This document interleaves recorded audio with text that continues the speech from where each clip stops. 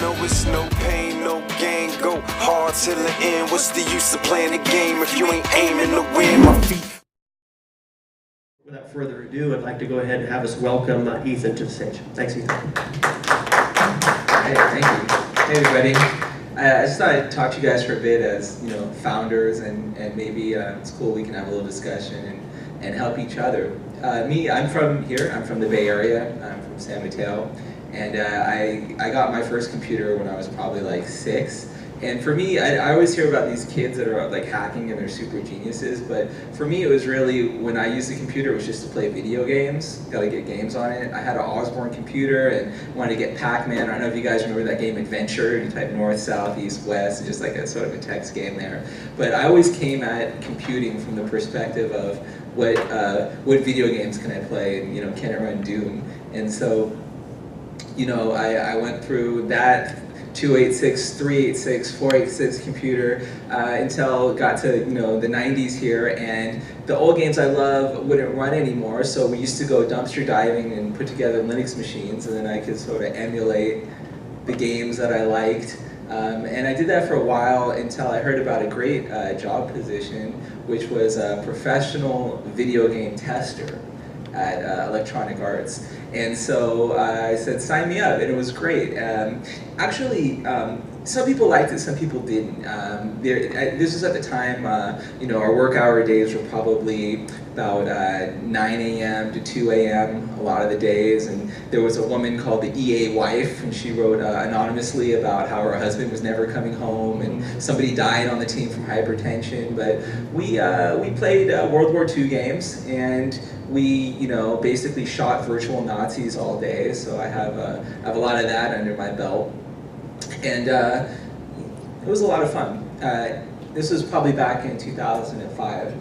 Around that time, I linked up with a gentleman I still work with to this day, and we got started on a project for virtual reality back in 2005. So even for the past, you know, 10 years, I've also been working on virtual reality, which was a lot of fun. Also coming from a gaming perspective, and I feel like when you want to do something for gaming, you can always push the limits of the current hardware. So for VR, that was something really cool.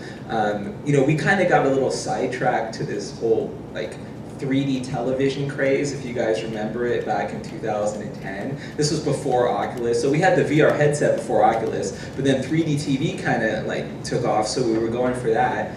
But then 3D TV crashed, so at the time we had some IP and we were paying all the money to the lawyers, and I thought I want to do something else, and I linked up with my current partner, and we had this concept for Grush. And Grush is short for the gaming toothbrush.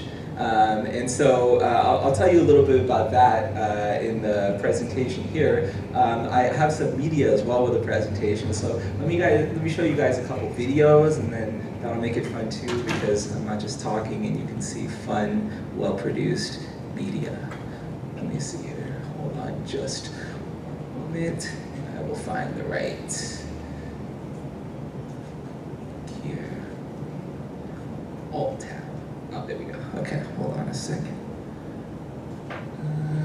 All right. So, you know, we started with the toothbrush, and actually, it's not really easy to raise money. And you know, a lot of times venture capitalists, they don't understand, or they just kind of barf out the first thing that comes into their mind, and it's just like sometimes you get a little frustrated. It's like, what do these guys know? And sometimes you just have to kind of take it to the people. And so we ran a crowdfund campaign.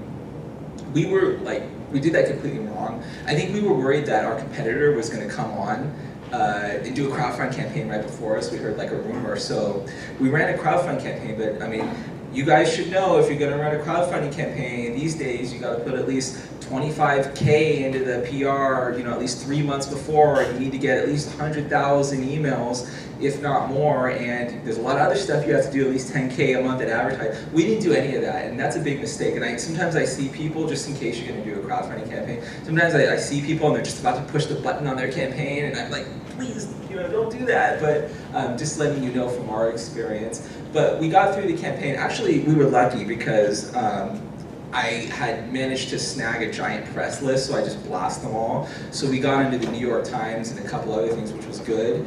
And then also, we were really struggling, but we got a call from a couple dentists that liked the product, and we convinced them to put in 10K at a time.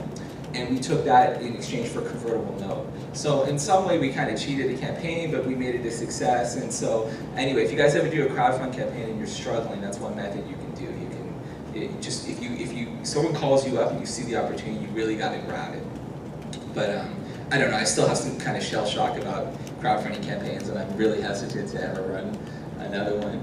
But so after that, you know, we had a little bit of cash. You know, we had like maybe $80,000, and fortunately, my partner's from China, so he was able to go there and make a deal with a factory. We were able to do everything kind of really, really cheap, which I think that's maybe one of my skills, is like just doing things with no money at all, just kind of in a guerrilla way. So we were able to make our Generation 1 product super cheap, using an existing kind of certified toothbrush body and putting our own board design in there, developing our own game.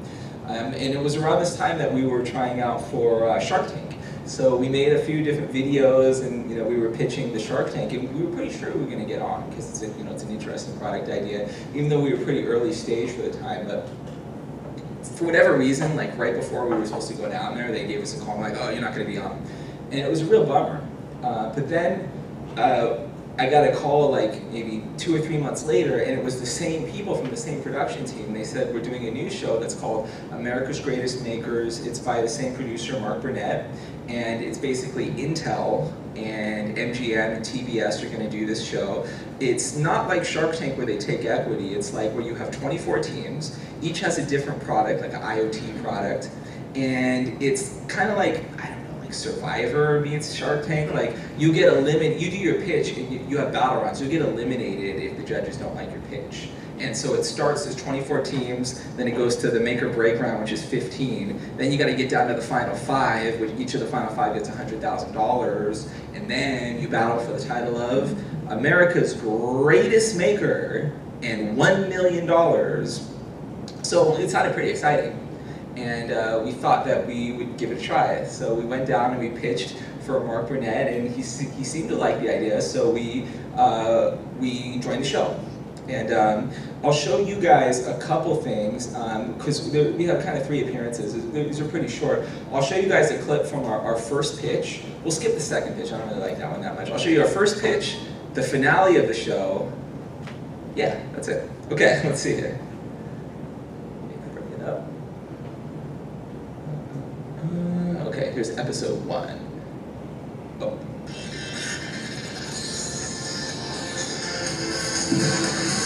From across the country, people submitted their ideas and inventions. Everybody can steer things with their brain.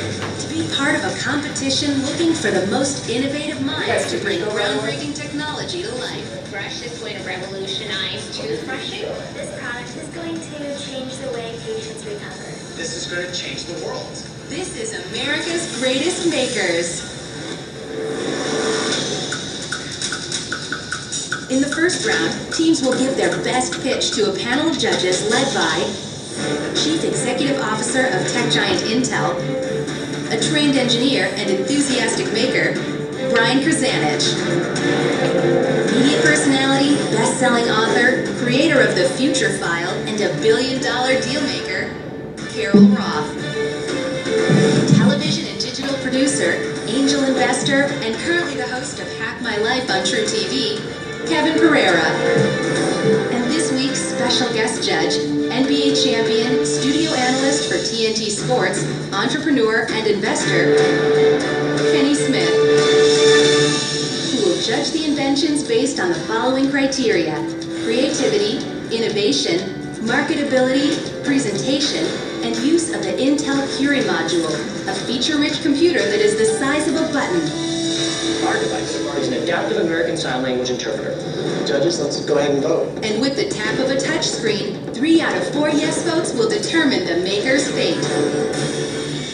15 teams will move on, where they will get to work with top tech mentors and improve their products before the make or break round. The top 5 advance to the finals, where one team will win a $1 million prize and the title of America's Greatest Makers.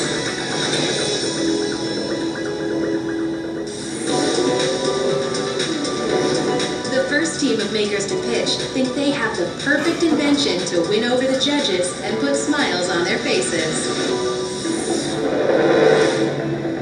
I'm Dr. India Basachetti. I'm Dr. Yungjin Wang.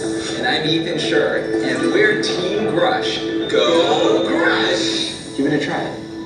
What? Whoa, that's cool. What do you think, Sebastian? What should we add? You should add like a multiplayer. Me and my son have so much fun together, but when it's time to brush his teeth, the dynamic completely changes and I have to push him. So the Grush makes me feel better that he's going to be brushing his teeth. Wow. I'm the inventor of Grush. When my son was 5 years old, we found the first decay in his teeth. The dentist told us that because he had not brushed regularly. That's how I come up with this idea. You are doing fabulous. I'm a Harvard-trained pediatric dentist and the chief dental officer for Grush. Definitely let mommy help you brush, okay? Dental disease is the #1 chronic disease affecting children today, and Grush is going to revolutionize that daily grind of toothbrushing.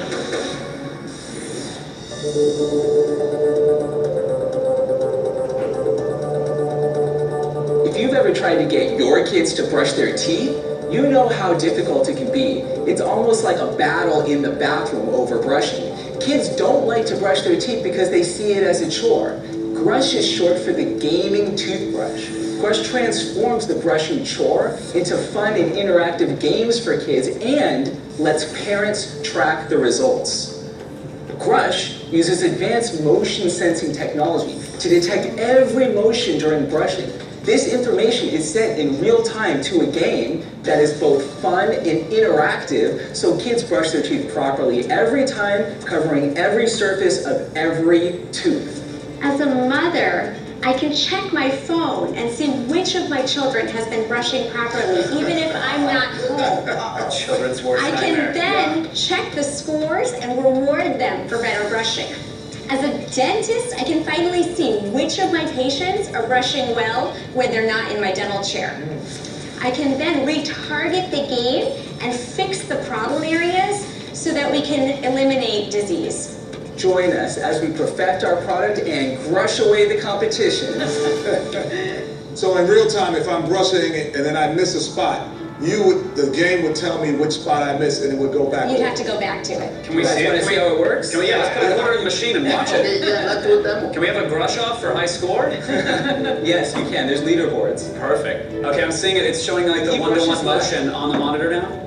Yeah, exactly. It's on the tablet. So you bring the tablet or smartphone into the bathroom. When he brushes left, you see this little chicken monster, burger monsters, brushing away, and it's going to guide him to brush. He's not going to have any tooth. cavities on his cheek. This is perfect. Yeah, that's the one thing. If I wanted to cheat in a game, That's a good question. So we know, because we're using pattern matching algorithms to know the difference between real brushing and just waving this thing around. We can tell. Yeah, one for adults too. Have you thought about going all the way to adults? Yeah, so we're also making a version for adults less focused on games, but more on the tracking and the guidance. I would say this. Normally when I'm not here, I sit next to a guy that probably could use the brush. I sit really close to him. But Charles Barkley, I didn't say that. But anyway, you guys seem to have it together. It is like soup to nuts, tied up, bow, written out. What do you need to take it to the next level? We need to win this competition. So just $1 million? No, there's a few things we need to do. So one, we need to perfect the pattern matching algorithm, which really takes data from the cloud and also data from the dentist, the way the kids should be brushing, to really perfect the tracking that we have in the Intel Curie module. Also, we need to get Grush to families all around the world. That means we need to go into mass manufacturing. My only one concern here is, from a protection standpoint, when you have a major manufacturer of toothbrushes that realizes, wow, if we just put a game in front of you, that's going to help things. Can you protect what you've created here? Grush is patent pending worldwide. Now, the big toothbrush manufacturers know about Grush, and they can't figure out how to get the type of tracking that we have. Okay, I think we've heard everything we need to hear to cast our vote. So judges, let's go ahead and vote.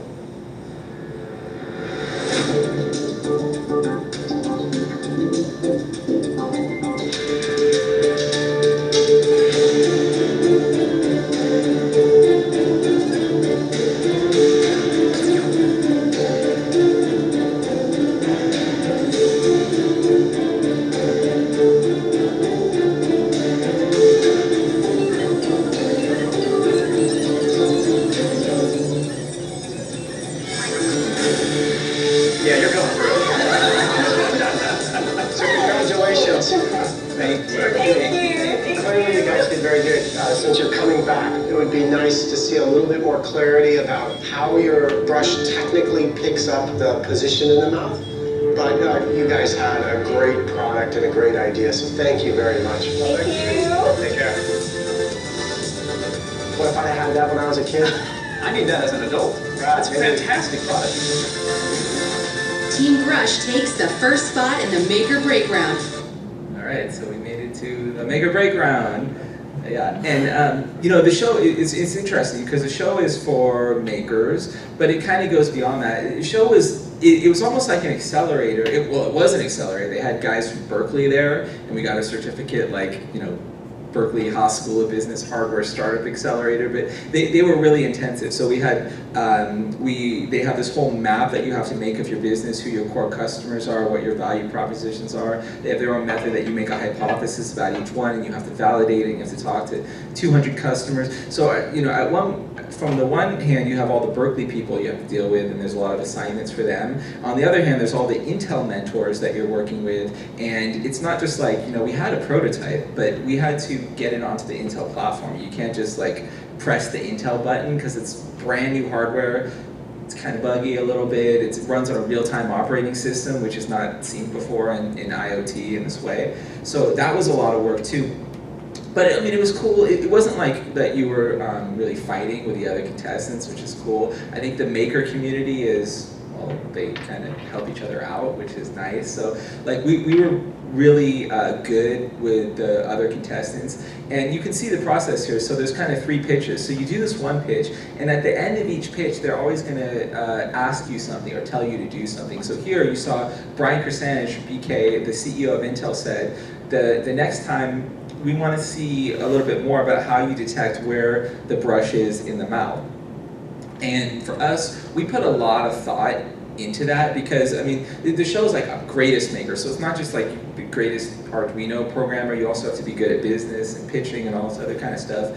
And so, like, we interpreted that in a different way, like, because the 3 of us, Anuba, Dr. Wong, and I, we worked every night on the next pitch and you know, memorizing that and thinking about the questions and, you know, the Q&A, and this may sound kind of funny, but when he asked us for next time to show how we knew where the brush was in the mouth, we interpret that in a different way. And this is something that we also do when we talk to VCs.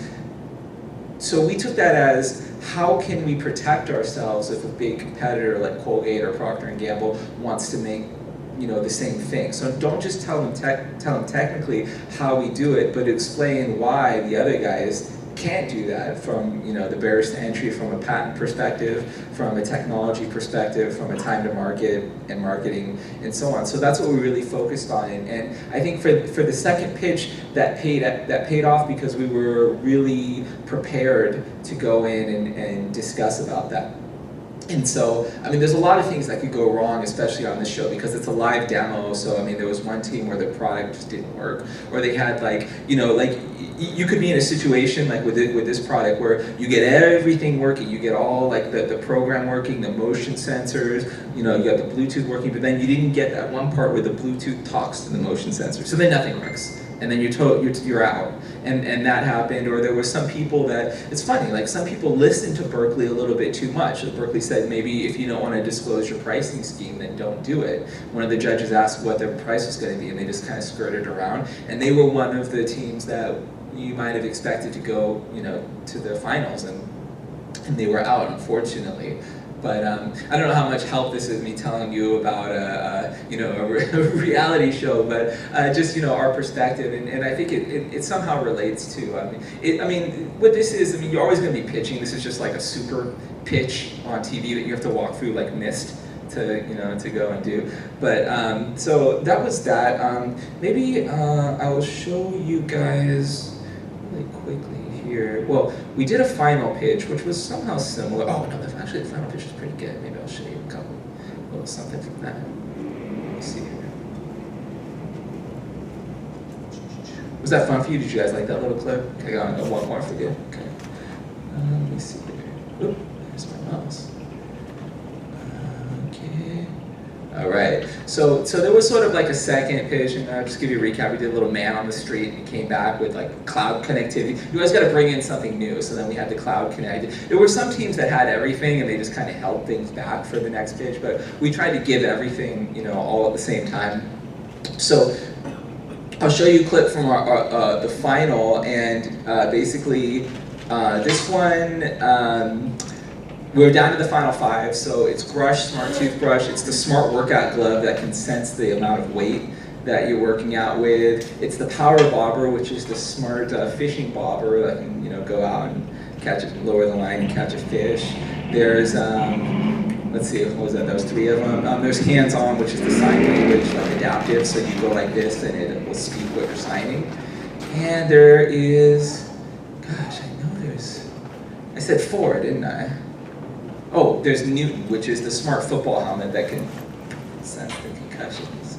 Okay, all right. So let me see if this is the right one. But no, it's the same one. Just one moment. Should be. Let me see here. Maybe if I. Oh, that's it. Here we go. Here it is. This is the one where we wear suits. Inventor or Grush? I'm Ethan Schur, 15-year gaming industry veteran.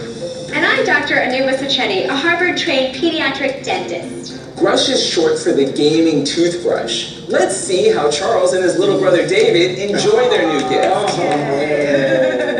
Now, with the Intel Curie module, we have achieved what we call tooth-to-tooth navigation. Charles can brush left, Charles can brush right, covering all areas of the mouth and chasing monsters to score points. Thank you, Charles and David. Go, Grush! That's awesome. Judges, we listened to your suggestions during our last pitch, and in the true maker spirit, we worked day and night to improve Grush. We created our beta SDK so game developers in the game development community can create new and exciting Grush games, like the game you saw that we created with our beta SDK. We have a new flossing attachment with a brand new flossing game. Right, we got the flosser. Check that out. So we use the sensors in the Intel Curie module, and they sense the acceleration. So when you're brushing up, when you break through that part between your teeth, we sense every single time. So you can move, you can feel actually the breakthrough. Yeah, we can feel the breakthrough. Exactly. We surveyed numerous dentists, and 10 out of 10 dentists want to have Grush in their offices for demonstration. Not even 9 out of 10, but 10 out of 10 dentists. Mike, you've never seen this before. What are your first impressions? So then the bottom line is to simply encourage kids to brush more often, have more fun brushing, and do a more effective job with the brush. The number 1 question I get in the office right now is, help, I can't brush my child's teeth. And that's why it's the number 1 chronic disease affecting children today. So you're a pediatric dentist, but maybe you can help answer this question. I think that a lot of adults don't brush their teeth well because they didn't get taught well as children. Do you think this is something that adults could use as well? This is our adult game. So this is a more simple app. Basically, there's dirt on the teeth, and the adults brush it away. It's a less sort of linear game, but it helps to guide the adults. So you guys said that you're almost ready to go to market. what else still needs to be done? When we say we're almost ready, if we have all the elements there, about 80% ready, we need to buy 10,000 Intel Curie modules immediately. We have people that want to buy it. I'm sure We're here to sell them. Come on, give I away think $1 million would help with that too. He's got 8,000 in his left pocket.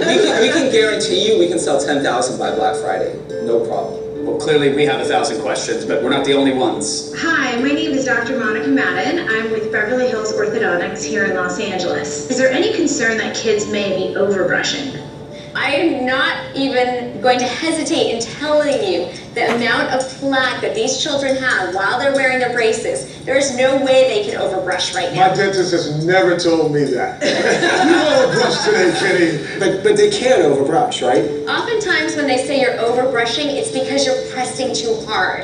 But when you have an electronic toothbrush, that pressure level is controlled, so you really can't overbrush per se and hurt your gums. As a team, what has been the journey from the inception of Grush, we want this product to exist, to standing on the stage and having a 1 in 5 chance of leaving with $1 million? What are some of the hurdles? What has been your path? Well, we came in with a giant toothbrush and we got to where we are now. But the most important thing, I think, for us is the cohesiveness of the team. Me being the game designer, Dr. Wong, who's going to take us to mass production, and Anuba, the dentist. And I know you spent a lot of time away from your family. Yeah, we have grown as a team, and that is our #1 thing that we've really accomplished. We've gotten the toothbrush to a point where kids can use it and have fun with it, and that's where we want to go. As all good makers, right, you've been kind of spurred on by a problem that you want to solve yourself. You've made some great progress over these couple of weeks, and so thank you very much for your presentation. Thank you. Thank you very much.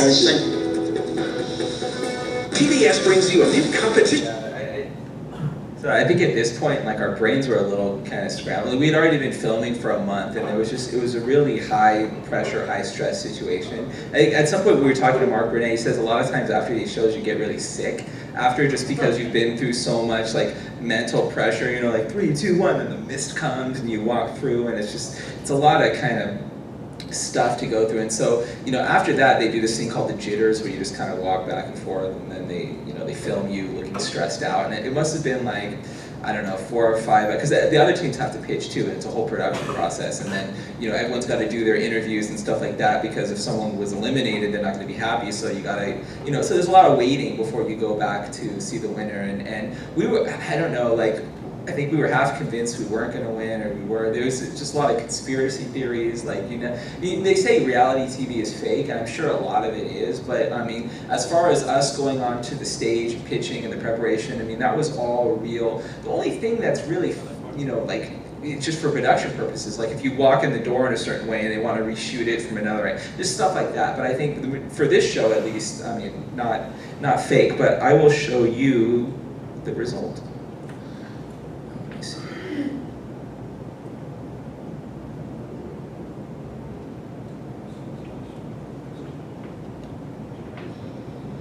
Judges, for the last time, it's time to vote. Okay.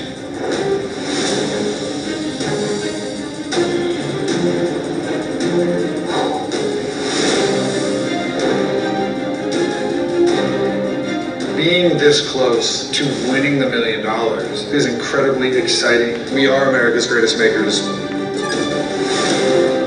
We worked so hard on the technology. Everything has been leading up to this moment.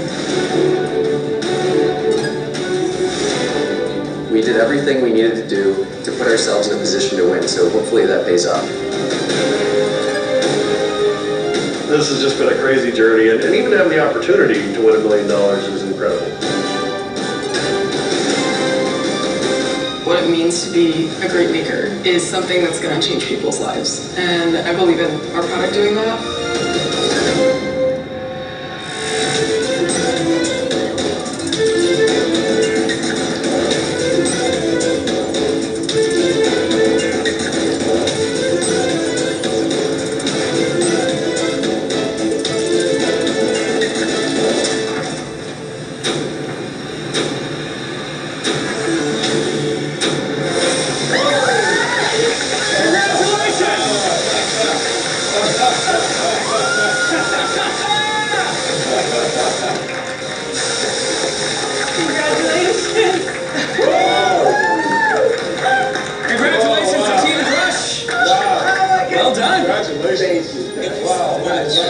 Congratulations.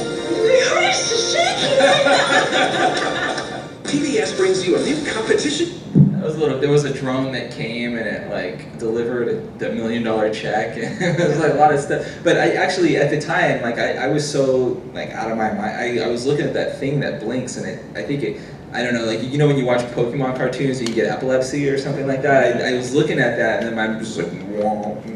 And I was just a little confused too because I was on the left and the line came and I thought that the guys next to us won. I had no idea. It's totally differently color corrected too. So when the line comes, it's not like green like you pass. It looks like it's like purple red, and so just the whole thing is just confusing. So I'm glad they cut it that well because I didn't know we won until maybe like a minute after that. I think one of the judges said, "Yes, you won." And then they just like led us away and like dumped us off in the back alley and forgot about us for a few hours.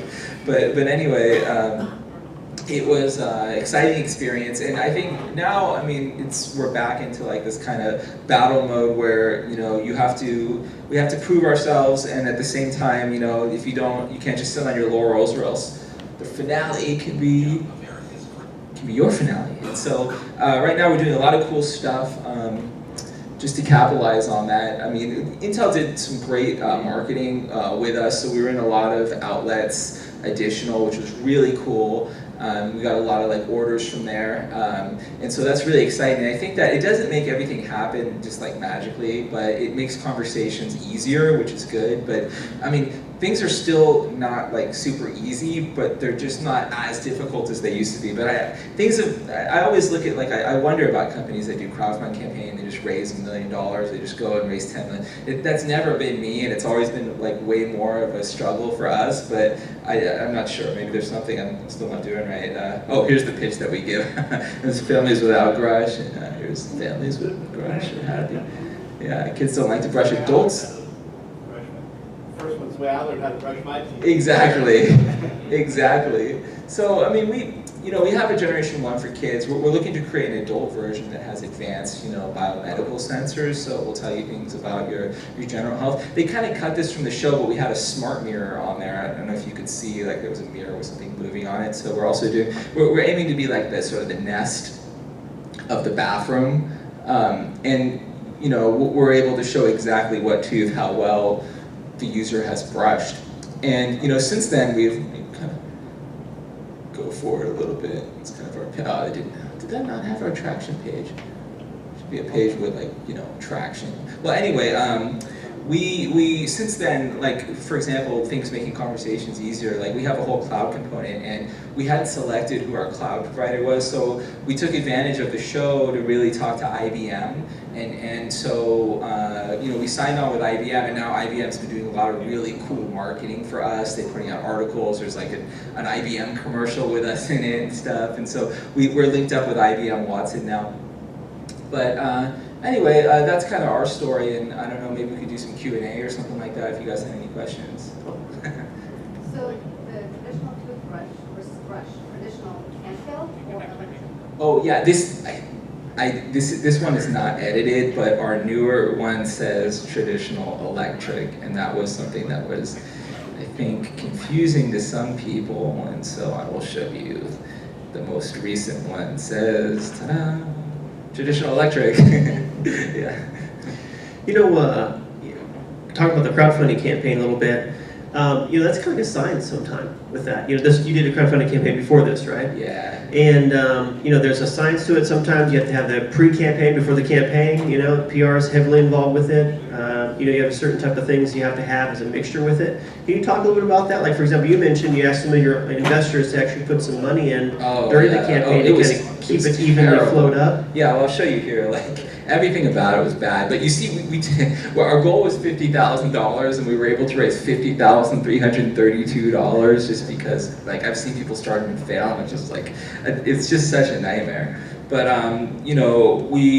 we had like really kind of amateur, like we had a video that we shot in the garage, and like that's my cousin, and then she's talking about stuff, and you see I'm in a garage, you see the background there, but that's PowerPoint animation. So everything was really cheesy, the layout was bad. I don't know what was going on. I don't know if the Indiegogo is still like this, but you have to kind of program in HTML, and if you screw up one part of that HTML, your whole page will mess up. And hopefully they've been better since then, but you can just see how like kind of cheesy everything looks. And you know, we were saved because I stole like some press lists and I just kind of blasted them. But you know, we got 50K, but you see we only have how many backers? 110 backers, and if you look into it, there's a few that put in 10K, and those were the people that say, "Hi, I'm dentist so-and-so, and I'd like to help you," and that's why we really grabbed onto this. They you put in 10K, we'll give you a convertible note, you know, with a 20% discount, and those people are advisory board members to this day. So that's kind of how we edged through it. But crowdfunding campaigns can be a real nightmare. So yeah, I do suggest, like, if you want to do it, you got to put at least 25K in up front. That's for the PR. You got to use a good PR agency, and that's just for like the PR. And they're not even going to do the advertising. That means you got to put another 10K a month at least on advertising. Then they're going to try to sell you on, you know, community management and all this other stuff. But you're looking at least 30 to 35K. You know, planning for a crowdfunding campaign. What's some other questions? Other questions? Yeah, in the front. Thanks. I was just wondering about the application process. I've gone through part of it. I don't know how deep it is, and it got to the point where it says, "Have you been in any lawsuits?" And it's. Oh, you're talking about for the show? For the show, yeah. What? How deep do they? Well, they're casting a pretty wide net this season, but it's like this with all these things, and yeah, they really get your dirty laundry. Actually, you know, it's funny. Like I had some you know tickets, and I had I had a speeding ticket, and then it was like one day before the audition, I had to run around and pay off my tickets and all that kind of stuff. But I think they're just trying to make sure that you're not like a serious offender, like that guy, like Duggar or whatever his name, like something like that. Like they really want to vet it. But yeah, if you're gonna want to go on the show, you need to sign like a 40-page contract, scan it all, initial each page, fax it back, and there's non-negotiable. You can't change one word of it. So if there's a clause you don't like, then you might as well not do it because you just have to accept every clause. Yeah. We actually had a. Go ahead. Yeah, I wish I could join season 2. I mean, I heard season 2 is focused on Intel RealSense, and I just wish I had a little puppet I could control and do it. Questions? Yeah, so is there any, you know, every time somebody raises money, there comes some baggage with it. You know, either an investor you really don't want later on in life and so on. Is there anything that going through this process and taking this $1 million has caused you problems in, you know, later development or? Well, you know, it is, you know, it's different than Shark Tank because you don't give any equity for the money, so it's really just like a windfall.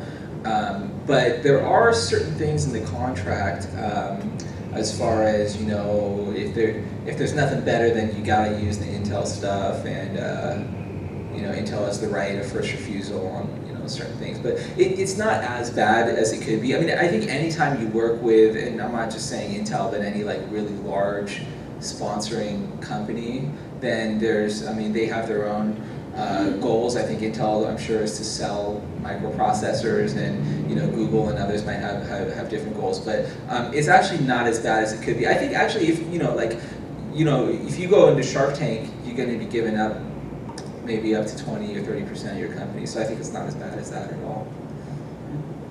Other questions, guys? Yeah. Had you not gone through that process, would you have the product as it is right now? Yeah, we would have the product how it is, but we wouldn't have the notoriety, and I think the Generation 2 would be a lot different. Generation 2 is going to be really cool. I mean, it's going to, like, from someone, like I was telling you how I, you know, used to have a 286 and 386 computer, like, this is an x86 processor that can fit in a toothbrush, which, I don't know, it's just, for me, it's pretty mind-boggling. It's like a toothbrush that can run Doom, basically. But and it also has something that's called a pattern matching hardware, or they call it a neural network. So there's actually a hardware neural network in there, which means that it can really accurately detect where the brush is in the mouth. I don't know if you guys heard the news that the Unity game engine just got like over $100 million. And for our software platform is based on Unity, which is really cool. Like most people talk about Unity for VR, but our SDK makes it so you can basically focus on just making fun games, and you don't need to worry about, I'll try to bring it up, you don't need to worry about like, you know, the motion of the brush and the Bluetooth connection. So I think for, you know, because of this, we're able to have a really nice Generation 2, and not to mention the whole cloud part with Watson.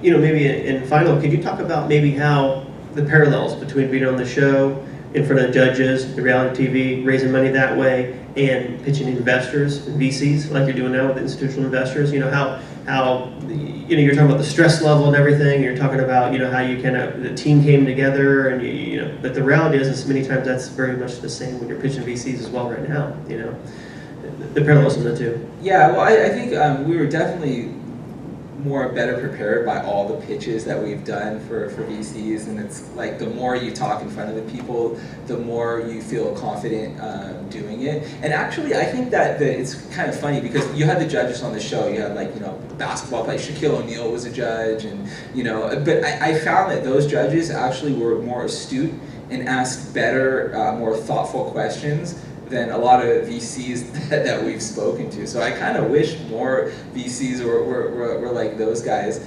But there's definitely parallels there, and I think that one of the things that, you know, when you're on a show, it's like, for every question that the judges asked, for every, you know, 10 seconds of questioning, we probably spend 10 hours discussing it, you know, and preparing. And I think that maybe the takeaway when you talk to VCs is all that preparation, and I'm sure you guys do that with your pitch deck already, where you're constantly going over the pitch deck, but also to go through the pitch really line by line and make sure that it's super optimized.